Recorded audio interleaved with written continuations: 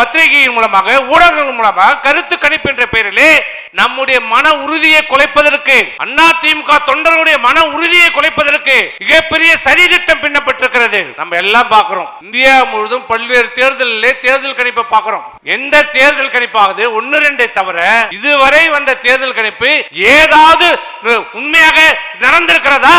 எண்ணிக்கையாவது அனைத்து இந்திய அண்ணா திராவிட முன்னேற்ற கழகம் வெற்றி பெறும் எந்த ஒரு தேர்தல் கருத்து கணிப்பு சொல்லப்பட்டிருக்கிறதா? 2011 இல்ல, 2011 ஜெயிக்க வாய்ப்பே இல்ல, 2021 அதிமுக காணாமல் போயிடும். ஆனால் நமக்கும் திமுகவுக்கு எவ்வளவு வித்தியாசம்? வெறும் 3 லட்சம் வாக்குகள். அது நம்முடைய துரோகிகள் சில செய்த தவறு, நாம் செய்த சில தவறுகளால் இன்னைக்கு திமுக ஆட்சியில் இருக்கிறது. மக்கள் வாக்களித்து திமுக வெற்றி பெறவில்லை.